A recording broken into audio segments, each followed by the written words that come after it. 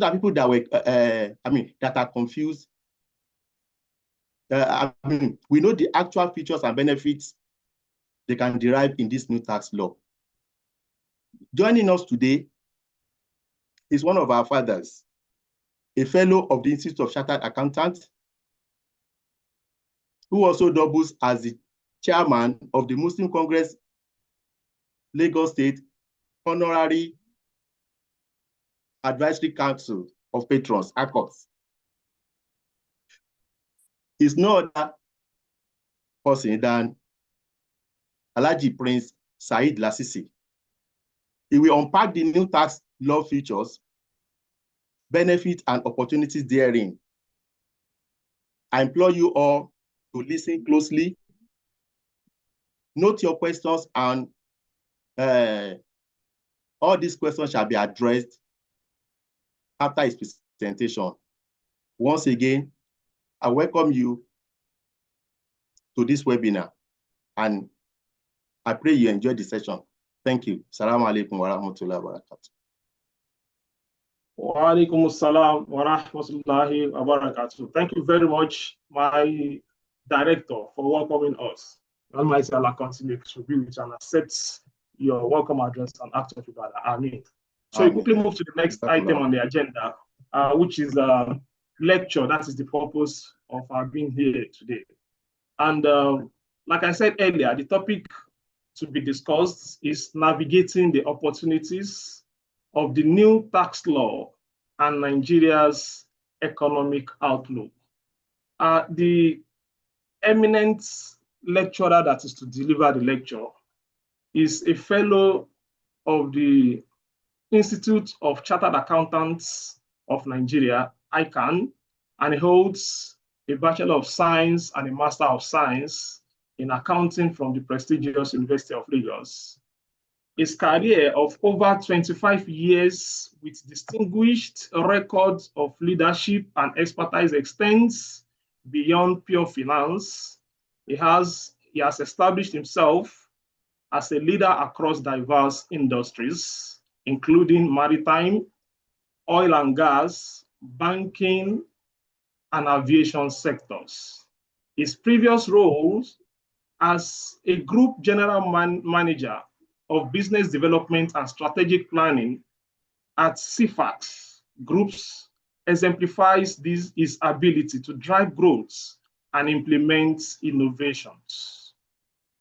His expertise in banking risk analysis and corporate finance contributes significantly to the development of knowledge within these fields. He was the team lead for the acquisition of foreign operations of Skybank in Sierra Leone, the Gambia, and Guinea-Conakry. At present, is the Group Executive Director of NACO PLC Ikeja. Dear guests, join me as I invite our guest lecturer, Prince Said Lasisi, to take on the topic, navigating the opportunities of the new tax law, Nigeria's economic outlook. Well, why Allah make it easy? Bismillah, sir.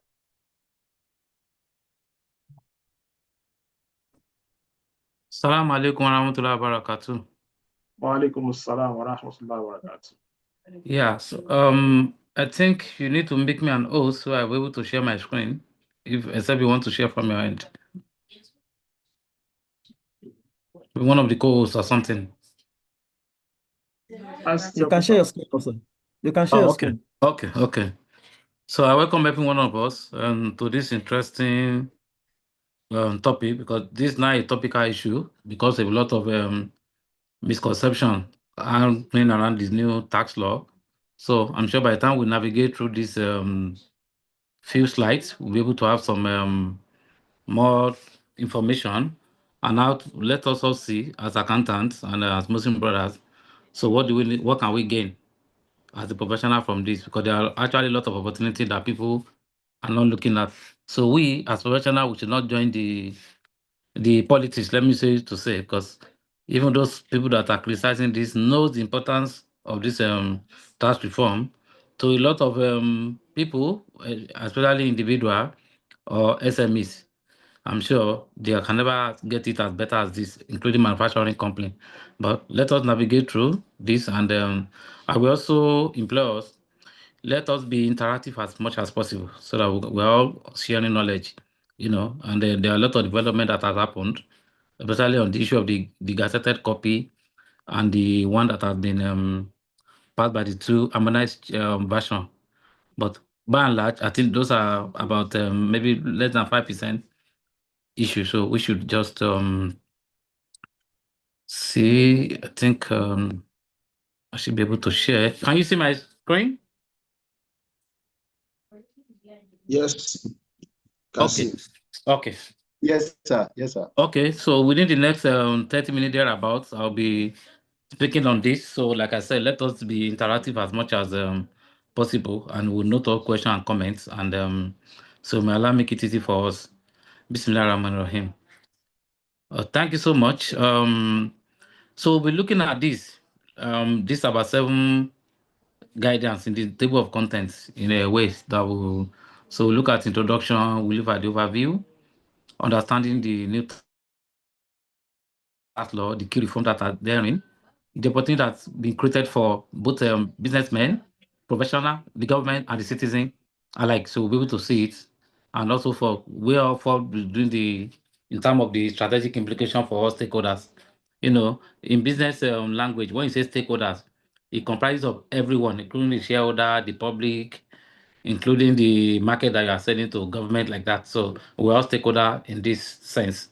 So then our economic outlook, looking at what's going to happen in 2026 without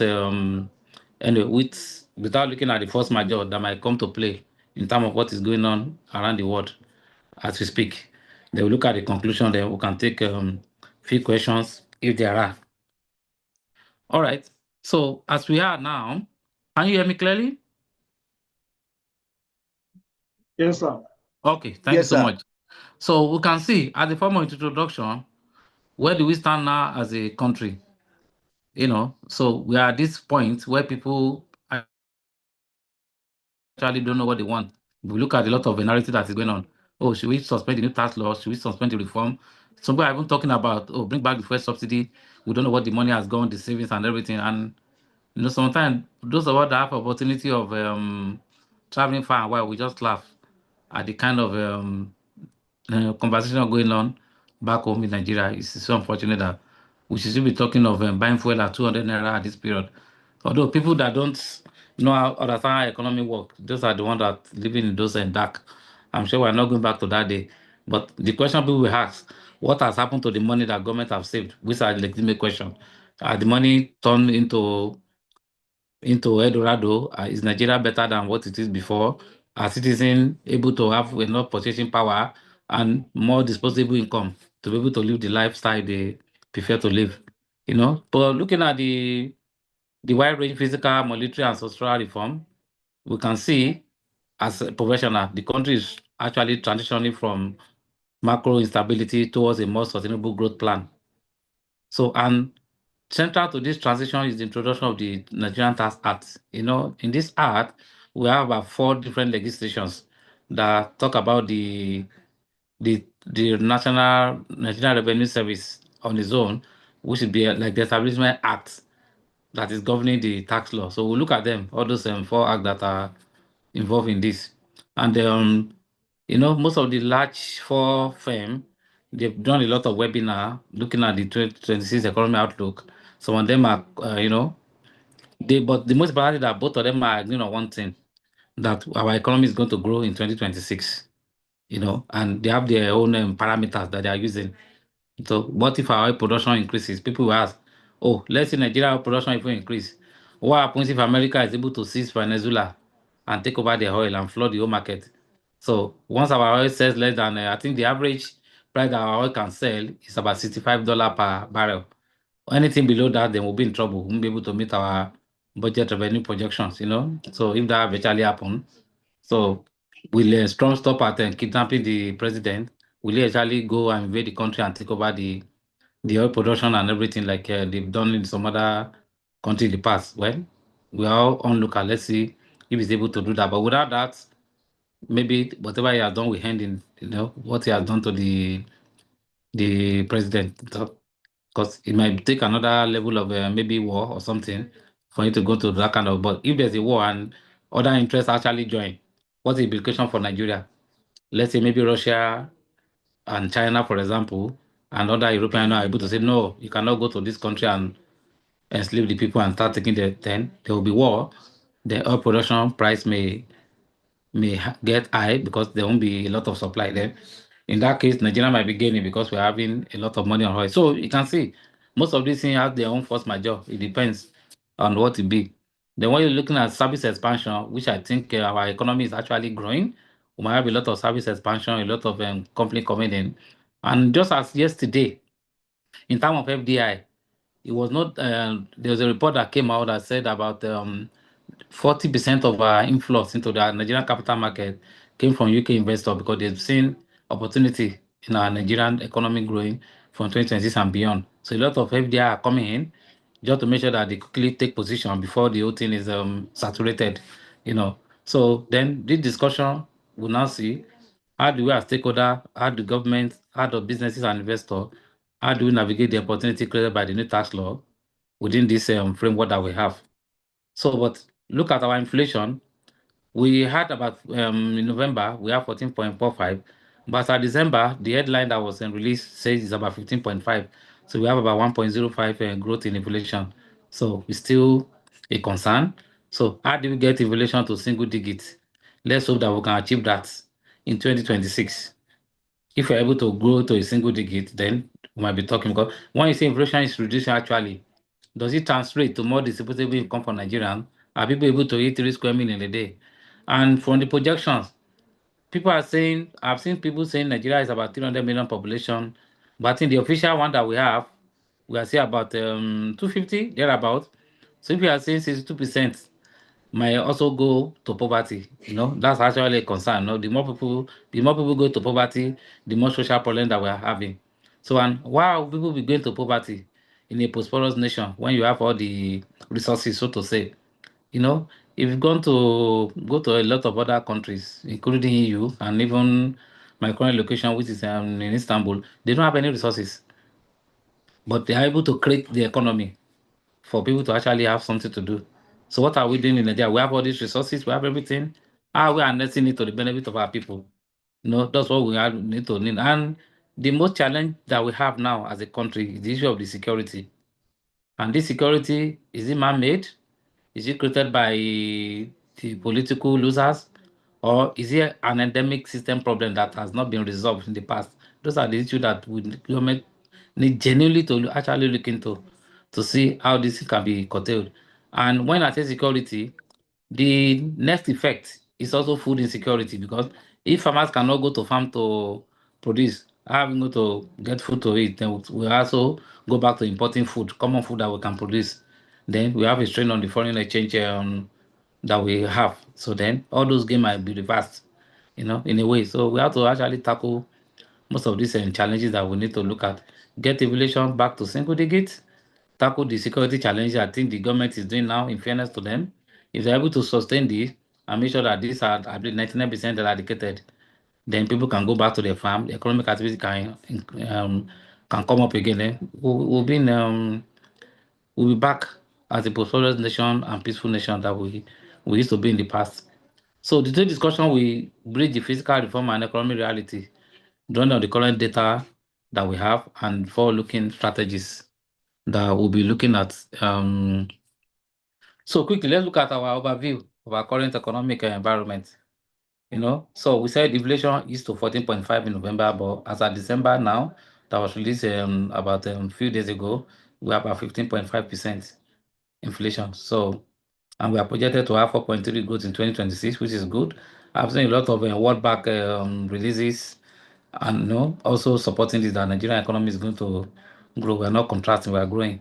That would be good news. But how does that translate into real growth, real GDP growth and disposable income for households? So that's what we want to see. So, and the foreign exchange rate, you can see it's easy enough. As at 2 days ago, we are seeing the region of 1420, 1419, 1418, thereabout. But the experts have projected that we might be having about 1,450 to $1.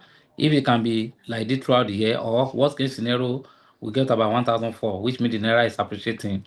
That may also ease the cost of goods and some services, that especially those ones that have to do with forex. So we might be able to have, and our forex might actually go up if we're able to sell oil, for example, at more higher prices. Then the non-oil export as well, which is actually very, very growing very fast. I can tell you from what I've seen from my own aviation sector, a lot of things are being exported now. So, and you can only have a lot of positive and interesting balance of trade if you are doing more export than import. So I think Nigeria needs to be getting to this area. So if possible, let us produce what we consume and import a little, then we can even get naira to below 1,000, which is possible, to $1. You know, it just depends on the deliberate action, both government and the stakeholder, to actually work on something like this. However, fiscal pressure persists. Debt service consume about 45%. We were told when this government came on board about 2.5 years ago, they used to pay about 95% of our revenue for debt service. You know, I don't know how we got to that. So if they've done 45%, yeah, but still not enough, it's good. But let us see how we can reduce it to about less than 25%. Then we can be talking of economic prosperity. And I think it's doable based on the government have their own plan, but I think it's something that they need to actually look at. 45% is also still high. And they are projecting that poverty may reach 2% in 2026. So which means only 30% will be able to afford normal meal, you know. So that's also a challenge. Let's see. Security challenges are there. Higher food prices. I think this is easing up from what the testimony we have had from during the festive season. People actually said that the food inflation actually isn't up. But if the security challenges are tackled, then the food price might actually eventually crash. And what I've seen now is something is happening now, that farmers now, what they are selling is even below the cost of production. And this is how government should need to quickly come in. If it is actually established, that they need to look at our farmer, give them a form of subsidy so that they can continue to produce. Because what's the point? Why will I be producing maybe rice, for example, local production, and my production cost is about 70,000? Then rice is selling for about 60 or 55,000. I either close that factory rather than continue making losses. So those are people governments will look into. These are genuine. Okay, you have your rice made and everything, and they look at the cost together, not at the cost that is you know overloaded. Then they can say, okay, for continue producing, we are paying you subsidy for producing this rice under a very controlled environment. Then the food price will see continue to go down, but we also have local production. We don't import more rice into the economy. Then those people can get work. They can get money to pay the new tax bill. They can, even those companies, whether they're SME or big company, they can also pay their tax. So everything will be stimulated, you know.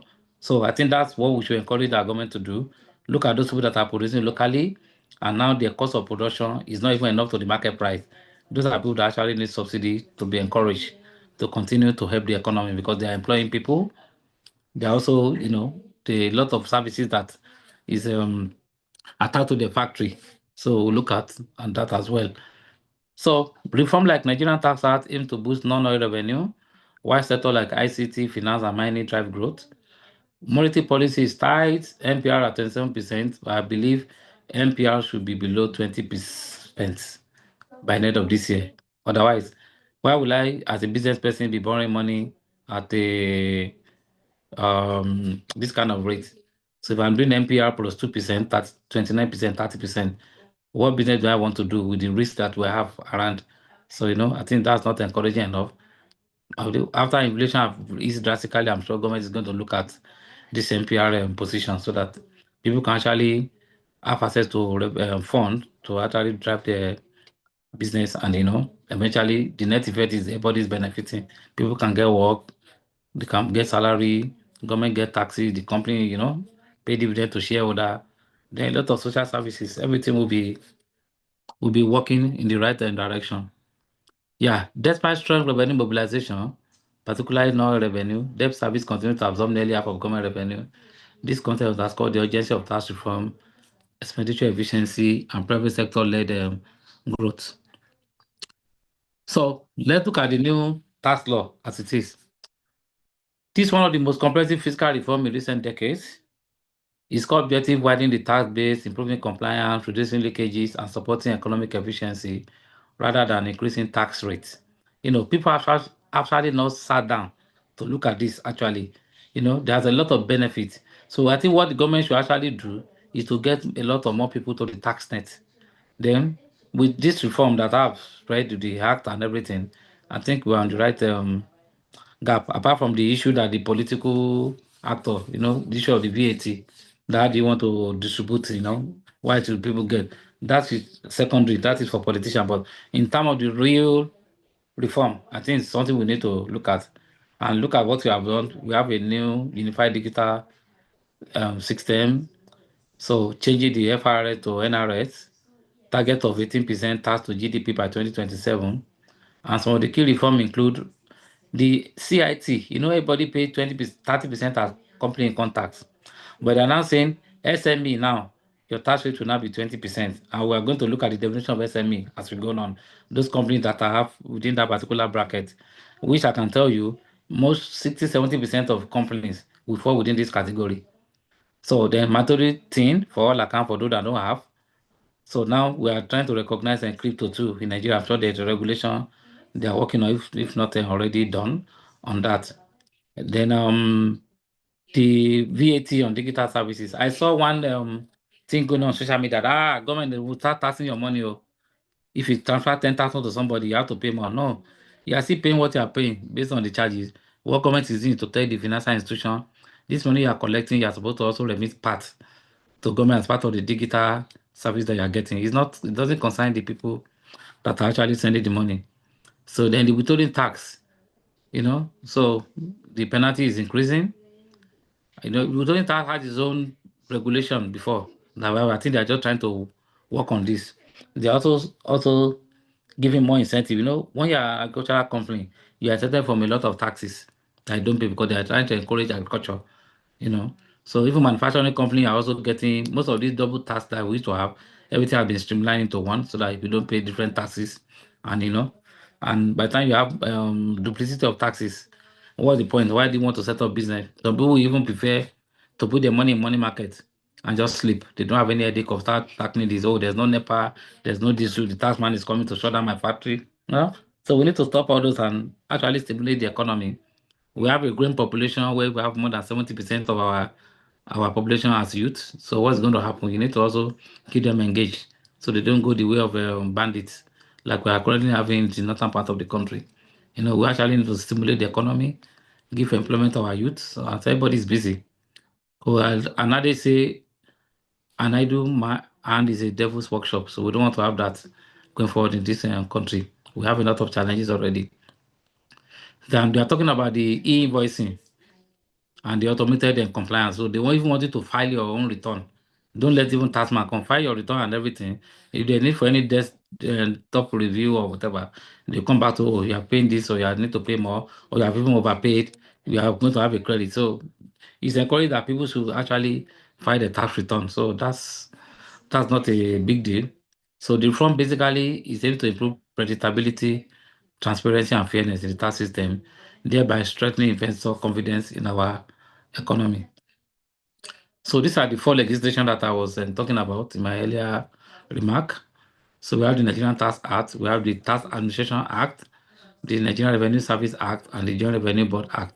This has actually replaced all the ones that we used to have, Joint Tax Board and the rest. So this now covers, these are the legislative framework of the new tax administration that has been started from January 1 as it is for us. So everybody doing business now, once it's January 2027 to June, when you're filing your return, you're going to be under this new framework for us to file our tax return.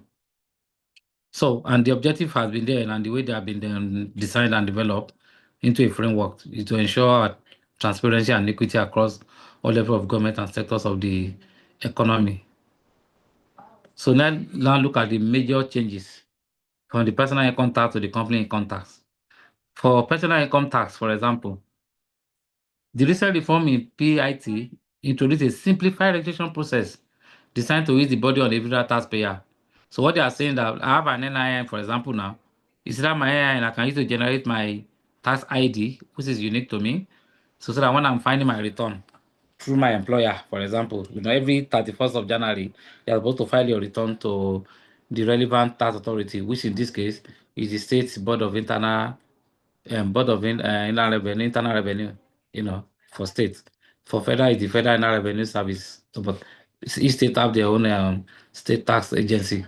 So, and you file your return. Usually, every employer of labor file that. But however, what people should note, if you are a business entity and you are not registered as a limited liability company, you are using something venture and son and everything, you'll be taxed under the personal income tax. It has its own advantage, it has its own disadvantages that you need to know. So it's either you quickly incorporate a company, even with 1 million share capital, and trade as a company. And if your transaction fall within the small business or the SME, you might actually pay less tax, or you might even pay no tax at all. Is to file return. But if you are using the Anson and Co, you might actually pay tax. So it might even be better in practical terms for you to be incorporated as a limited liability company than doing your business as enterprise. That's a clear advice. And we're going to see it as we go forward. So look at, for example, we now have a progressive tax structure. We do have, but this is more practical as what we used to have before. Look at this, for example, now. So they say any income that is 800,000 and below, you don't pay any tax. It's a threshold that they're giving to everybody. I think they are looking at this 70,000 minimum wage. I don't know what basis they've gotten this. Then you don't pay any tax at all. It is given. So if your salary per annum is between this 800 to 3 million naira, your effective tax rate is 15%. Also take note. Let's say, for example, this 3 million is not there's what we call taxable income and total income. So taxable income is what you pay tax on, for example. Let's say I'm earning 3 million per annum, for example. I have a lot of a relief that I'm going to claim, So like we have the consolidated relief, like rent, you have 30% of rent that you have paid as a incentives that you're supposed to collect. They also deduct some. Maybe you have an insurance policy. You have a lot of deductibles. After the deduct, let's assume you now have 1.5 million, for example, as your after they're taking the personal allowance, this and blah blah blah, that you now have 1.5 million. So it's the 15% of that 1.5 million that you're going to pay. So the 1.5 million becomes the taxable profit. Then they take the 15% of it, and then divide it by 12. That's what the employer remits every month. So also before the 3 million, the first 800 million is also taken out. So you have 2.4 remaining, 2.2 remaining. Then from that 2.2, they also take other allowances away. So we might even eventually be paying tax only on 1 million by the time they take all the allowable deduction of it. So the 800 is for everyone. So even the person that's between 3 million and 12 million, this 800 is also taken out first by the time they are calculating the reliefs and incentives before taking another one. I've taken an insurance policy and paying a rent, they take everything, then that goes to 18%, like that. So 12 million to 25 million, 800,000 is also taken out like that until when you get to the big boys, the people that are getting 25 million and above. So those are the ones that are actually paying. But if you compare what is happening in Europe, UK, US, and the rest, the rate is actually higher than this anyway. So, but how many Nigerians do we have getting even salary of up to 25 million per annum? Are we up to 5% or 10%? That's what we need to look. So a lot of people might go to fall within this cadre of between 15 and 18 by the time you actually look at it in terms of the number of percent, maybe if not up at 70 or 80%. So they're getting a relief now. At least they are paying lower tax rate. And I don't know if the table is there, comparing what you pay under the old tax regime, under pay regime, and what you pay now with this new tax law. You see that the people that actually pay more tax are people that are within this bracket of 25 million and above. Those are the ones that are actually paying more tax than what they are paying currently. So to them, you see a savings in a way. So this is actually the practical way of showing them this. So if you earn more, you help the economy more. So people get even up to 50 or 45% when it comes to personal income tax and all that climb. But I think this is fair enough for those people that are working. So like I said earlier on, business name, the entity is considered identical to its owner because a company is separate from the owner. If you are incorporated, there's this issue of ownership and and structure. So you need to, if you are doing business now currently and you are using sole proprietorship, you're going to be taxed under the personal income tax. So we need to look at that critically. So, like I've said, individual with average annual salary or income of 20 million naira and below are expected to experience a reduced tax burden annually under the new provision, providing significant relief for this demographic. So this is actually given. Then for rent, before people used to say you are paying stamp duty, and this used to cause a lot of wahala between landlord and tenant. So they've given a new threshold. If your rent is not more than 10 million, you don't even need to pay stamp duty anymore. Understand? And also your rent, it depends on where you live. You know, if you live in Ibro area, this might be peanut, but people also get up to 500,000 relief. So somebody that is collecting 3 million is also getting, let's say his rent is about whichever amount, is getting up to 500,000 as relief. By the time they take the 100,000 away, take the 500,000 away, that's 1.3 million out of the 3 million already. You have 1.7 million remaining. By the time you take other reliefs, insurance payment and the rest that you have done, you know, annuity, eventually the tax you are even paying might be, you know, peanuts at the end of the day. So this is a welcome development for low income tax earner. Once your salary is not up to 20 million per annum, you are paying actually less tax with a lot of relief. Yeah. And for CIT, corporate income tax. So this is where we are. Like I said, except maybe if we do another study. If your turnover, for example, is not more than 100 million in a year, you pay zero tax. So compared to somebody that is not collecting, you know, there's where between turnover and the taxable income revenue, you have to take your expenses. So let's even say your revenue and it's 100 million, your expense is about let's even say you even do 30% expenses, you have 70 million as taxable profit. By the time, or maybe total profit, you take away your capital allowance, take away your relief, pioneer startup, but let's say you have 50 million, you pay zero tax because your turnover is within the threshold of SME. So you can have money to actually develop yourself more. So, and even the, what we call the startup costs, you know, all those now you can also deduct it for your, before you arrive at any tax, if you are above the threshold of the 100 million, you know, as a small company. So the corporate income tax rate for the big company, they still pay 30%. They also get a lot of relief. But issue of getting this one, police trust fund, this one, aviation fund, you know, all those ones have been abolished now. So it's only the some companies that are paying 4% development levy based on if your family is qualified to pay, you are working in this sector. This 4% is consolidated now. The one that will go to police will go to police. The one that's meant for another agency will go to those agencies. So we don't have this multiplicity of taxes that people are now complaining about. So also, company must maintain meticulous records to support all claim reduction. Like issue of input VAT now, people can actually get a lot of when you have output and input VAT, you can compare them before you pay your net VAT. Then the minimum tax requirement has also been redone. And also, if a company is making loss, you know, we have this lot relief that you can actually do for claim for 5 years. So you won't say it's only when I make profit that you want to come and collect money. So once I make loss, I can also enjoy my loss relief until I come back to a profitable situation, which is also a very good development for a company. So, and the focus is now on actually compliance.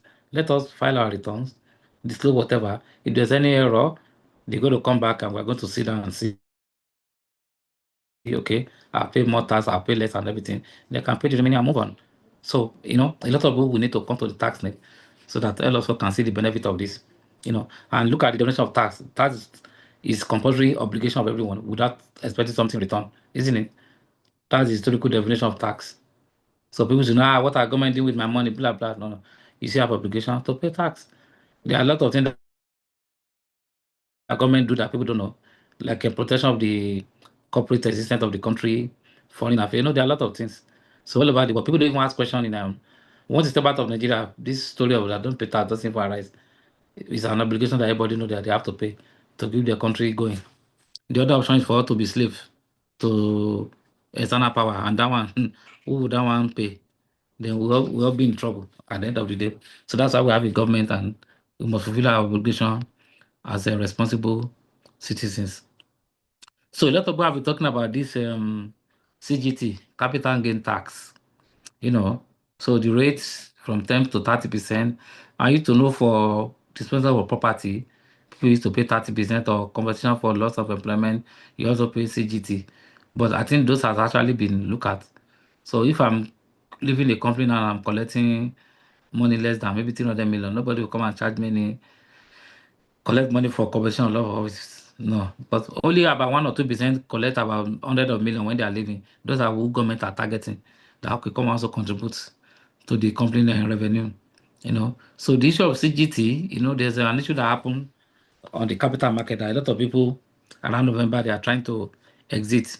I think that was also clarified that when CGT will be there, but if I invest in capital market, for example, now, and I want to pull out of a particular stock, once I don't take the money out, I still invested in the capital market, might be another shares. Nobody will collect any money from me. And I have a threshold. Once my gain is not more than 150 million in a particular year, nobody charge me any money out of it. So that's what we call tax avoidance. There's a difference between tax evasion and tax avoidance. So it's only when I evade tax that I've committed an offense. So I can actually be getting 150 million every year if I want to get out of a particular stock and I don't want to reinvest. So the loophole is there as tax avoidance that we can look into, and then so this will have a law say this and this shouldn't actually happen. These are law.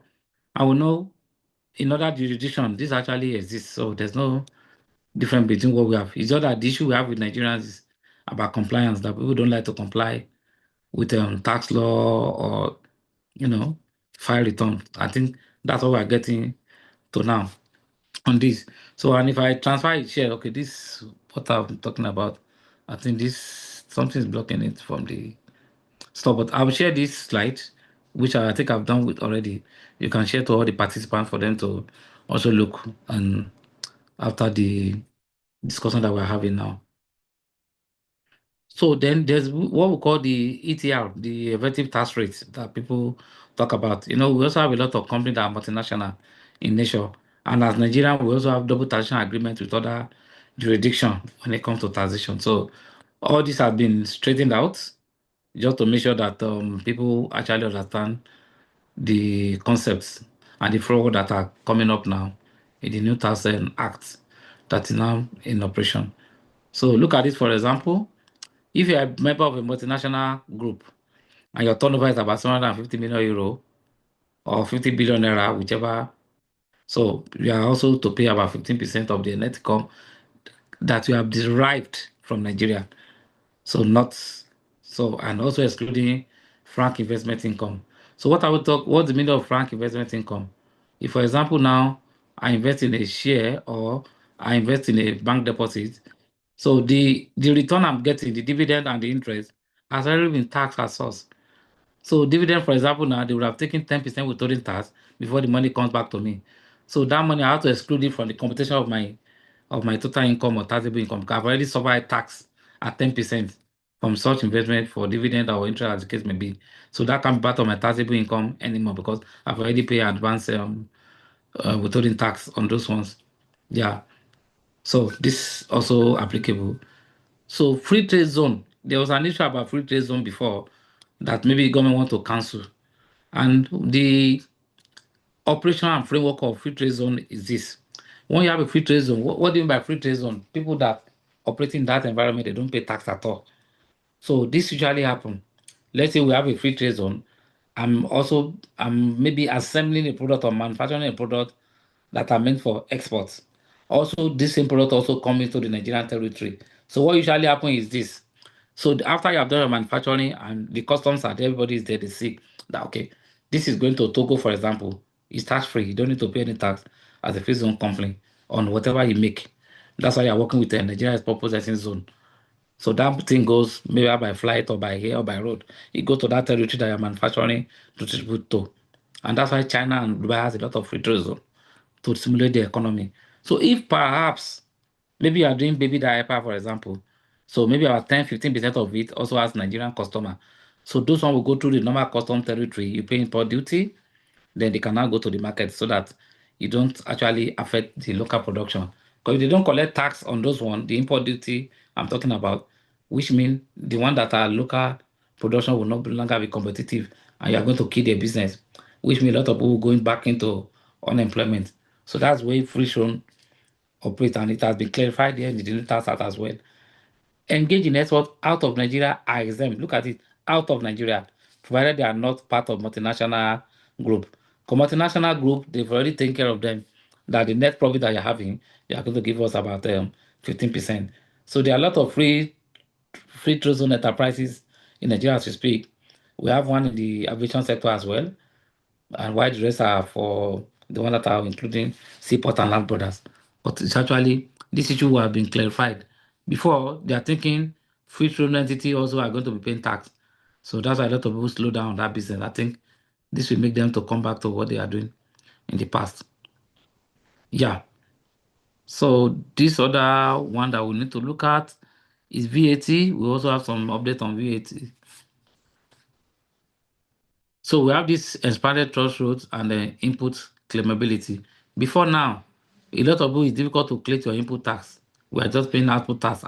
We don't pay, we don't claim input. So now, for fairness and transparency, once you have your this, make sure you collect all your documentations, receipt invoices that show that you actually incur these expenses and the input VAT, which is now claimable going forward from your tax. Then the net effect is what you pay as VAT.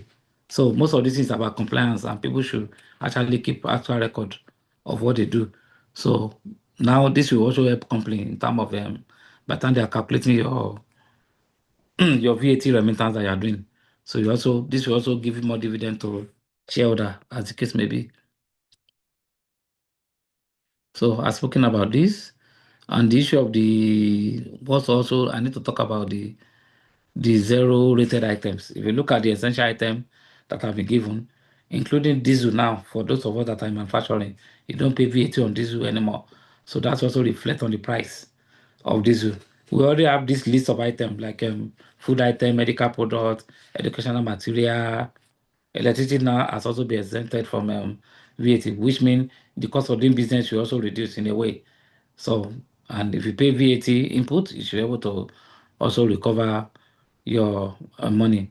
So the definition of small companies in the new tax act is that your turnover is not more than 100 million in that particular year, and also your assets, the asset that you have, is not more than 250 million naira.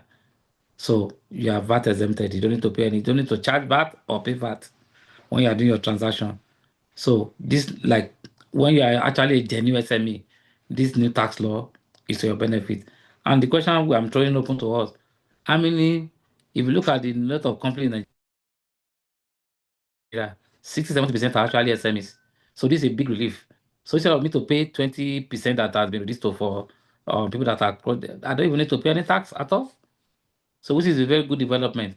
So and that's why I'm encouraging those of us that are trading under, maybe your company is Sholiko Enterprises, go and change it to Nigeria Limited so that you don't pay any tax to government.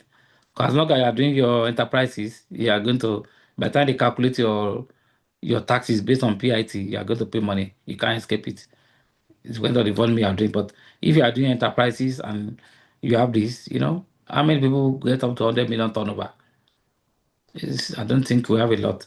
So this is a benefit for you to actually stimulate your business and grow better. And there's a lot of training that has happened on the invoicing that FRS has now NRS has carried out. It's just for transparency. So for everybody to actually see how this works, and it's to the benefit of all. I will encourage us to comply and also get the benefit that is therein. Then let's look at this. There's a lot of penalties now for people that are not complying. So I think I'm supporting this penalty issue. Let us be compliant for once. They are not saying they are taking tax from you if you are not eligible to pay tax. But let us just comply, file our return as we need to do it, and then we are fine. So look, for example, now look at this particular one. If you don't file return, you are supposed to pay 100,000 for the first month, then 50,000 for every month, the failure continues. Imagine somebody that has not filed for 5 years. You might be paying fine of up to 50 million. So how are you going to get that kind of money? then these are the people that they can now also go to court and get injunction that you do not access your bank account so that you can come and resolve with the tax authority. So I think this is in order actually. So look at it. Then introduction of new penalty, such as 5 million naira for adding contract to individual or entity that are not registered for tax, penalty for failure to grant access to deployment of technology, including tax officer. Look at this, for example. Let's say I'm a company now, I want to give a contract award, 5 billion to someone. I will ask for your team, what is your tax and registration number? Because I also need to deduct withholding tax from the contract fee to remit on your behalf. If you not know, I don't have company and everything, I'm not registered with tax authority. I already not give you the business, which means I'm also part of you, in cheating the government. I won't. So if I'm going to pay 5 million, why would I want to go through that? So which means this part of things just to push people to, it's not about the punitive measure now. It's about people also part of compliance to help their economy. The country belongs to all of us anyway. So why should we not support what is we think is reasonable? And a lot of people persons, well, it's a circle. If I'm blocking government agencies and blocking government and everything, we all still come back to complain and say, oh, this government is not doing this. Whereas we have not done our own fiduciary responsibility as good and responsible citizens. We still have all these benefits that we used to have in the previous Finance Act in terms of the new benefit that we have, tax holidays, the people that are pioneer startup, you are bringing a particular product that you're introducing, you can have it, maybe 3 and plus 2, tax holiday, carry forward provisions. I've talked about loss relief. So these are new things that are also indeed that can stimulate economic development for company. But as long as company can work, people can work, the economy will be going smoothly as we need to know. So what the opportunities, I think I've mentioned some in the slide already. So improve business environment. So I can know as a company now, these are the tax I'm payable to government as a company. Then we have my staff to the state government. These are what so everybody have, and it is now a transparency initiative that is going on now. There's improved transparency. Nothing like all this arbitrary. Somebody will just come to my office and start giving me any bit of judgment. No. Once I'm able to follow the procedure, I don't need to listen to any best BOJ. I pay my taxes, file my return, then I move on. If there's any discrepancy, maybe year 1, year 2, there will be some issues. In third year, I will not make the same mistake. I will do the proper deduction, and we all move on. So, and the issue of fintech now, so people can, I'm sure, any member from people can do their crypto business. Once everything is under regulated. I even saw some, funny enough, some people will say, no, why would government come and collect money from me? Am I not providing for myself? But who is providing your security? Who is making sure you are safe in your house? Who is making, so it's still government, Some content creators that are making, they will tell you, I make $20,000. It's my money. No, you have to pay tax. As long as they're generating revenue from Nigeria, all over the world, nobody will leave you to say, oh, you're a content creator. You should not pay tax. No. So tax is compulsory for everybody to pay all over the world. Even in the old medieval period, when you look at all these people, they charge tax. People pay tax, maybe in form of food or something. Even those cabby, you see, there's what we call shakole. For those that are Yorubas, you pay. So it has been part of our life as humanity. So it's not a new thing that people should not, so pay. Yeah. So, I said for SME, if your turnover is not more than 100 million, you don't pay any tax. So those ones that are now between above 100 million, I think to settle, their CIT is now 20%, not 30% like big companies that we have. So, which is still, again, in form of helping them. They can also be able to expand the formal economy. So a lot of the Shiriko and Co that we're having before, in enterprises, they will come to the normal economy register as a proper company. Unfortunately, for the government might not even get tax from these people as long as their money is within the 100 million threshold that we have, So they can have revenue stability and fiscal sustainability. To me, this new tax law is to disadvantage of federal government in a way because they are in charge of inland revenue, the federation, and the revenue collected by the federal government on behalf. But the state government, apart from the payee now, for example, so they might not actually lose. It's just to get a lot of people to be filing return and come to the tax net. So a lot of state government are going to get more money if they really look inward and get a lot of company to comply. They will get a lot of money. And by the time the new VAT sharing formula come up, they are going to get a lot of money. So there will be a lot of money available to the state government for economic development. not for the pocket to make sure that the citizens at least they are provided for in terms of security and other social services that they need to actually provide, and they can now be sustainable. No state in Nigeria now is not sustainable, especially because of the single benefit of fuel subsidy that have been taken off and other economic reform. Is to the advantage of the state government. But they do what they're supposed to do with the money, right? We need to hold them responsible as well. So now we have our investor confidence. A lot of FDI coming to Nigeria now. Good news. We hope this will continue so that this can stimulate our economy, you know. So we have this opportunity. And what are the implications for stakeholders? Governments. So they must pay priority on security salvation now, Abi, to make sure that we have a lot of food supply. The supply chain is not disrupted. I don't need to be moving product from Tudun Wada or maybe somewhere in let's say Niger State to Lagos, and I'll be having, so they make sure all those bridges are done, proper drainage, there's no flooding, that bridge is collapsing, Government need to actually work on infrastructure to make sure that there's free movement of goods and services. And there's a lot of security for farmers. So we don't have the issue of people going to farm. One bandit is saying, come and pay money before you come and farm. Those madness must stop. And it must stop immediately so that people can actually, go about their life. So everybody is willing to pay tax, but let government also do their own issue, free infrastructure, free security, free electricity, then we are fine as company, Yeah, for businesses. So if you are proactive and we actually did compliance, we don't need to pay any penalty or whatever. Somebody is chasing me, one taxman is telling me, no. I think it's high time we actually sit down as a business, those all that are running businesses, to actually comply and also get consultants if possible, so that we could they could guide you so we don't make any mistake. It's very important. Investors.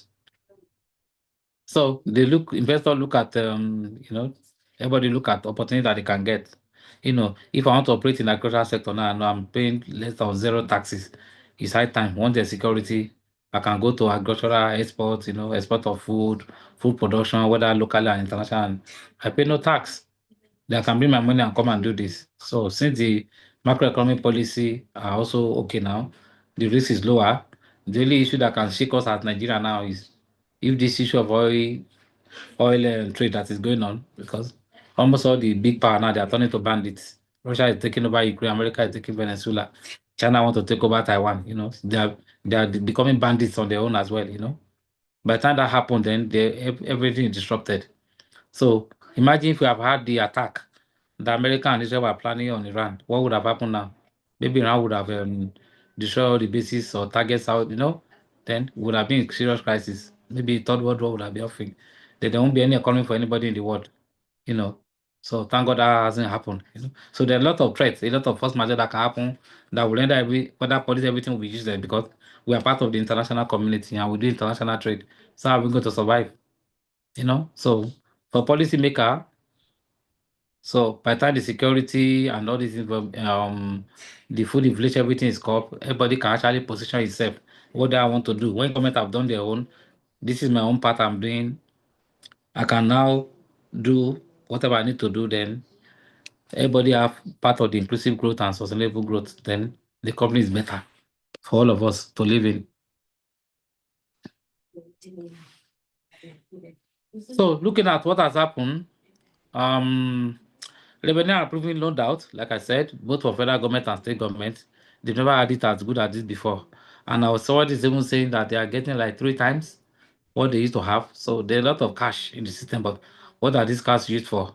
Since the citizens are bearing the brunt of all these subsidies that have been removed, what is happening? What are we getting in return in terms of suffering this stuff? So we need to look at it. And if like I was told in Nigeria, I think they are merging 2024 and 2025 budget as into one, which means those budgets are just passed. We borrow money to do something, but this budget are not being executed. I think we need to be disciplined in terms of budget execution. If we need to fix infrastructure in 2024, let us fix it. Because the price is not going to be the same in 2026 and beyond. So why don't we, and like I said, let's reduce the deficit, this debt. There's nothing wrong with taking debts. Once the debt are meant for a venture that people can actually see that, oh, this what this money is me for infrastructure, to make sure we have standby electricity, and of course, then the revenue that is going to be accruable from the economic activity is going to pay for that debt. That is normal, given. So it's just for us to, to be disciplined. Let the government be disciplined, then the citizens can also be disciplined. Everybody is complying, want to pay our normal quantity and quality and tax that we need to pay, then everybody is fine. That's why we say subsidy saving must be reallocated efficiently, while overlapping budget cycle and project delay require tighter execution. Discipline to translate budget infrastructure of 26.2 trillion into growth. It has to be, let us see what's going to happen in 2026 with what this current government is doing. Let's hope that they're going to have at least 60-70% budget implementation. Then we can say we can say Uhuru. So also 2026, CBN need to look at this NPR. It's too high. It's too high for any business, for any sustainable development. Because you still have to borrow as a business to actually, be able to stimulate your growth or increase your capacity. But borrowing at 27% plus maybe 2 or 3 is actually high. This is not sustainable. So we hope the central bank will look into this with what is going on. In conclusion, the new tax law is a catalyst. It's not just a compliance requirement. It aligns with Nigerian broader economic strategy to diversify revenue, incentivize growth sector, and foster digital innovation. So this according to PricewaterhouseCoopers 2026, the economic outlook. The new tax law represents a pivotal opportunity to reset Nigerian fiscal framework and support sustainable economic growth, while the risks remain, especially from physical pressure and external shocks. I've mentioned some of those external shocks, like what is happening in Venezuela now between the Iran, Israel axis. We also have Ukraine, Russia, China, Taiwan. Those external shock can shake anybody, can shake the world if not properly managed. The effective implementation of tax reform combined with disciplined macroeconomic management can unlock significant opportunities. We as stakeholders who proactively adapt to the evolving tax economic landscape will be positioned to benefit Nigeria's next phase of growth. Let me also mention those of us that are accountants or tax practitioners. This is actually your year. If you actually know what you are doing, scan your environment. Look at all the small businesses that you have, be it a consultant that way. Why don't I help you to register your company from enterprise to limited liability company with 1 million share capital? Then I can help you to guide you how to file your tax return for the next 2 years. Even though you are charging them 100K, 200K, and you have 100 of them, you've also made money as professionals in guiding people for compliance, also to also get a lot of things to yourself. So tax reform plus digital adoption is a competitive advantage in growing both uneven economy and country to say. Security and macroeconomic stability are prerequisites for sustainable growth and poverty reduction. Business must be agile, must be compliant, and embracing strategic imperative like scenario planning, cost transformation, and constructive engagement to thrive in 2026 and beyond. Let us navigate these changes together in strategic form to have tangible opportunity for national prosperity. Thank you for listening. Thank you. Thank you very much, Prince Said Lasisi, for that well-researched discourse. That has been a very interesting one for those who followed very keenly. You realize that he has spoken on different fronts. He has given us the economic outlook. He spoke to a lot of issues. He mentioned the area that has to do with government, where government needs to sit tight, and where government also needs to be much more responsible. He has also given those of us who are a little bit skeptical about the tax reform some assurances based on facts that are on ground, that the low-income earners are most likely to gain, so they need not fear. Then apart from that, he has also spoken to questions raised by most people in SMEs, and at the same time about tax reliefs. So these are very serious issues that he has raised. And as he was giving out facts, conversation was also going on. I can see Mr. Arinze, Mr. Jacob, Mr. Jelili Arowolo, Abiodun Abdullahi, Yaya Adetola also raising some issues, and some responses were also given simultaneously. So we thank you so much for the thought-provoking lectures that you have given out. In fact, it is those who are not here, I think they have missed so much. But I think those of us who are here should also be good enough to give some of the things that we have gained here to them, to also tell people to also, so that people can also understand some of these things, because knowledge is very, very important in everything. So once again, I want to indeed thank our facilitator for the very brilliant presentation. Thank you very much, sir. I say Jazakumullah khairan. Now, having said that, we have some questions. In fact, to me, some of those questions have also been answered by some of the participants at the comment session, particularly by, I think, Mr. Jelili Arolo. He has done a very good, he's responding very well. He's an erudite scholar, so Brother Jelili, so you need to catch him. Oh, interesting. That's nice. In fact, I can see the professional perspective with which he has been able to respond to some of these questions. Yes, thank you very much, sir, Mr. Jelili Arolo. Because he cannot claim to relief, because both of you are living in the same house, so you can only claim one. So of course. So, and that's why you see, when the lecture was going on, there is an emphasis on documentation that we should also, set the record straight. If two people are paying for rent, okay, let's know that two people are paying for rent. So if government wants to give relief, they know who to give relief. And some other things. So thank you very much, sir. So, but there's a question here, I think also by Mr. Jacob Ajidua, that I think it is important that our guest lecturer responds to. And the question is, with the rate of inflation and economic situation in the country, you gave economic outlook the other time as well. So what areas do you advise individuals and SMEs to put their money so that they can get returns on investments? I think you would like to respond to that. Okay, thank you so much. Like I said, if you are individual, maybe Jacob and family enterprises, I would advise you to incorporate a limited liability company, even with 1 million share capital. That won't cost you more than 100,000 thereabout. I don't know. Maybe those people that are doing the CAC stuff. Then it depends on what your capital is. Whatever thing you are able to do in that particular year as a businessman, you will not pay any tax. And that's an escape for you. For example, it's a business, and for you to do any business, you have to scan your environment. That's what we call environmental scanning. What can I provide in this environment that people are not doing already? So let me be a pioneer. Like I'm talking to adopt what we call blue ocean strategy. So be the first to start. Before that, people will wake up and join you. You're already, maybe by that time you have shot the threshold, but you would have made a lot of money in your formative years. And then, so it depends. It depends on what you want to do. Like professional service now, let's say I have an audit license. This is time for me to make money, for example. I will go around maybe Idumota market to show them about those Balogun, those that don't even know what is going on, and actually lecture them. This is what you need to do for you not to be in a problem. Let me help you. Our package. Let's say I'm charging each of them to 250K, and I have about 100 of them. How much is that in a year already? So which person will pay me that kind of salary? You understand? So you can. A lot of people just think deep. What can I do in this environment? I don't know the kind of money Mr. Jacob has. So maybe if you have like 1 billion, there are a lot of things you can do. You can even set up a medium manufacturing company, maybe producing toilet roll or even doing bottled water, like that.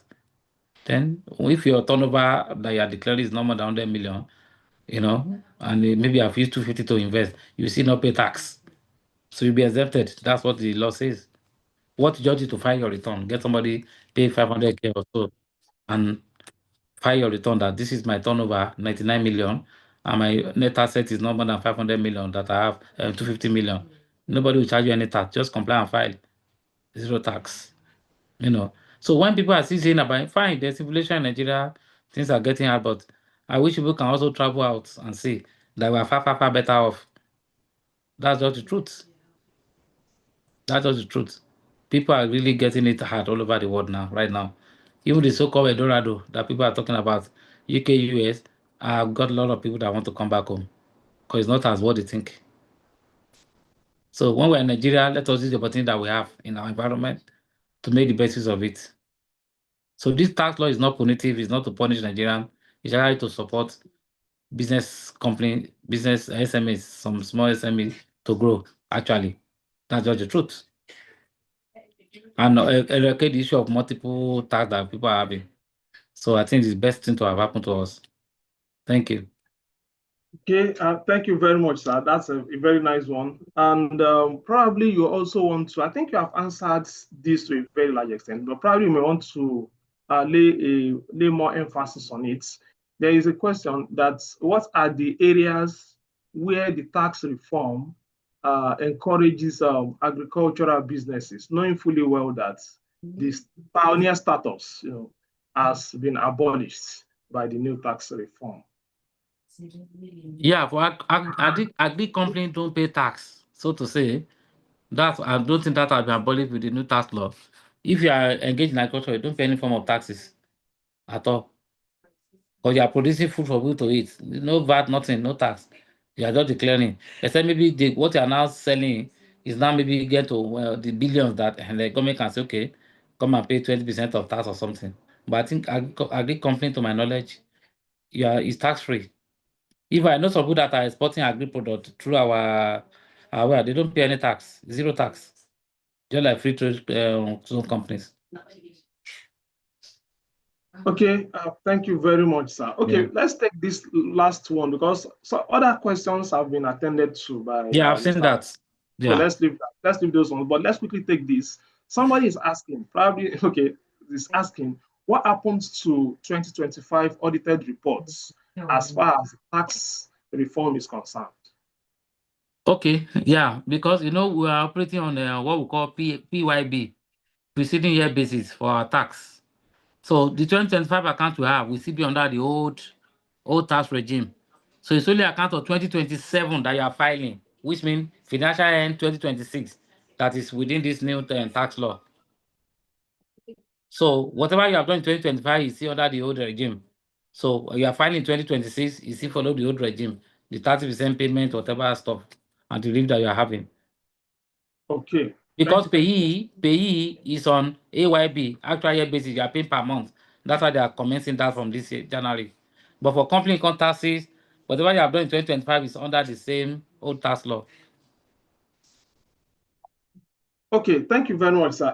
Let's quickly come to, I think this time around, Mr. Arolo. Okay, it's going to be interesting. He's asking, he said there is a confusion in the areas of SMEs, particularly when you talked about the exemption of 50 million or 100 million exemption, something like that. He said, can we get clarification on that? Okay, during the discussion, when they are going around, when this consultation, they are mentioning 50 million turnover. But the act that has been passed now, like I said earlier on, there's a new development. The National Assembly has redone the gazetted one. They want to see if it is compliant with what they've harmonized, which I'm any moment from now, they're going to release us and gazette that this is what we pass and this is what we pass to the president for signature. So I think it's the 100 million that we're taking now as turnover. Once your turnover is no more than 100 million and your asset is no more than 250 million, you are qualified to be the small company and SME, and you don't pay any tax. Okay, thank you very much, sir. Mr. Kamal, but I'm coming to you. Just hold on, please. So let's take the second one. The question is, why will sole proprietors, such as enterprises or business ventures, pay more taxes than SMEs, when in actual sense, they too can fall under SMEs? Yeah, because enterprises fall under personal income tax. That is the framework. But if you are a registered company, you fall under company income tax. So that's why it's encouraged that people that are doing sole proprietor business as PIT is if they want to actually benefit, it's better for them to actually be an incorporated entity. Because you can see some sole proprietors that are getting billions. By the time they start using payee for them, they will run out of. So it's advisable for them to come under the company income tax. That's just the truth, based on the new tax law. Okay, thank you very much, sir. Before I come to let me also say this: the last for personal income tax, they actually do with state government. Let's say somebody is working in Taraba and doing business, and the state government want to enforce. Nobody actually pay like that. They don't even file return. But with company income tax, you can't escape FIRS. So, but with the new tax law, if the state government are actually serious, they will go after this sole proprietor and get a lot of money from them. So it's to their own advantage to actually quickly go now and become incorporated so that they can follow the FIRS and enjoy this zero tax, as the case may be, or lower tax. Because if for example, let's say I have 70 million taxable profit as a small company and my turnover is not more than 100 million, I won't pay any tax. I'm exempted to give my 70 million to do whatever I like, expansion or whatever, or pay a dividend to my stakeholders, maybe we are 1 or 2. But if you are an enterprise, that your 70 million will follow the 25% tax as under the payee. So which one is better? Either incorporate. It's only in Lagos that you can't escape. Border states they are not serious, You can just be eating money and so yeah. Even this content creator, they are so proprietorship now. So they will tell you they are making a lot of money from YouTube, TikTok, whatever. Now they all come under payee now to be paying to the say that they are residents. They don't have a choice. Okay. Thank you very much, sir. ICT officer. So people are requesting for the what do you call it? The paper that has been presented. So please help us attend to that. Probably they should send their email address so that you can forward it to them. So let me come to Mr. Gbadamosi. Okay, thank you, Mr. Arize. He's giving kudos to our facilitator. Thank you very much. We appreciate that. So now to Mr. Kamal Gbadamosi. Please, can you unmute and let's have your questions.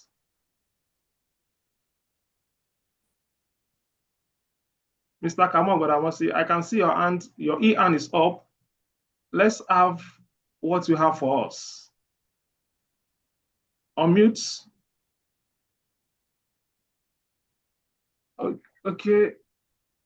Oh, administrator, maybe allow him to unmute so that he'll be able to tell us what he has in stock for us.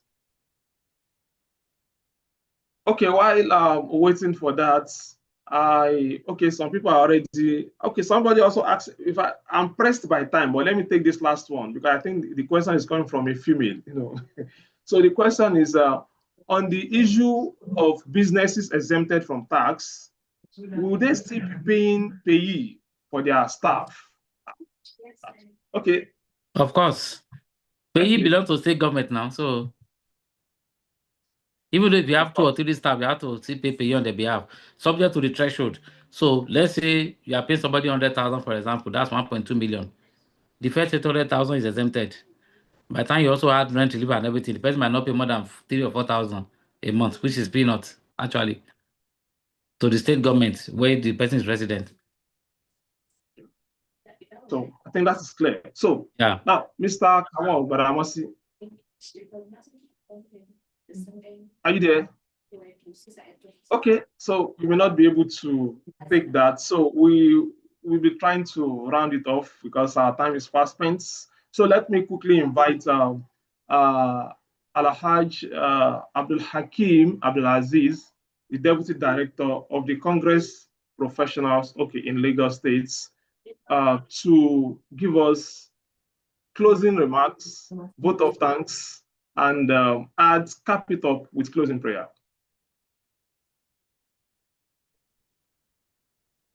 Okay, while waiting for him, please unmute and do all those things that we've asked you to do. Okay, while waiting for that, let me quickly inform participants that the Congress Professionals is a body that is made up of professionals from all walks of life.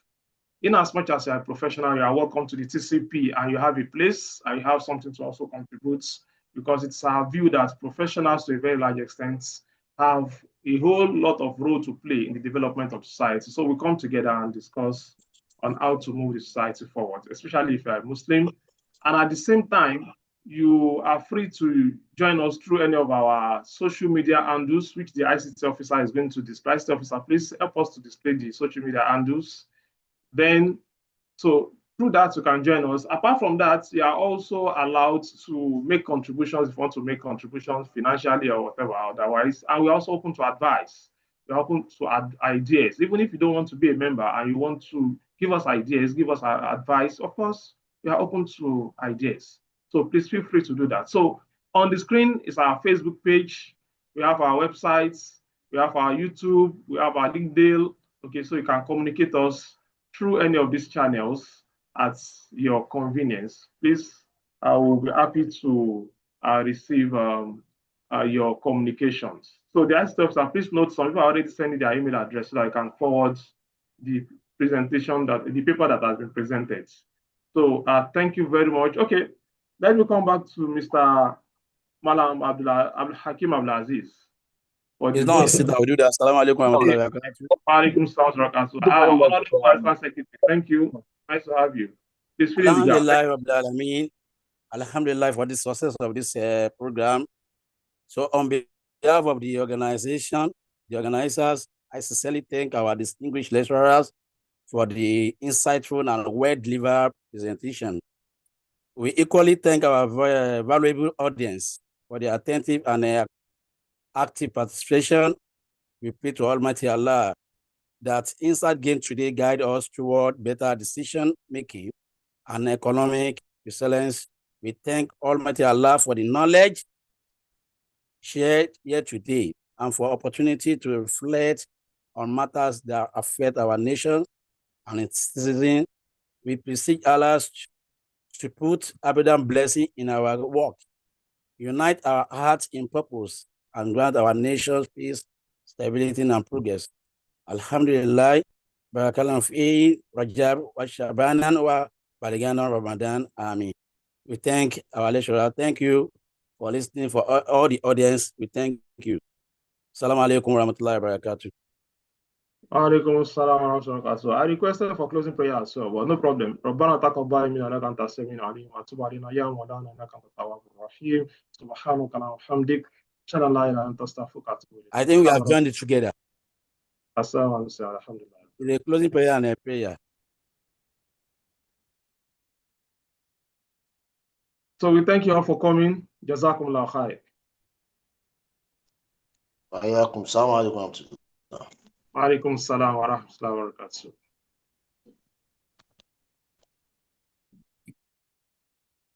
Assalamu alaikum wa rahmatullahi wa barakatuh. Please don't forget, some people are dropping email address. Please note those email addresses so that we can forward the papers to them. Jazakumullah khair. Yeah. وأنتم فجزاكم الله خير.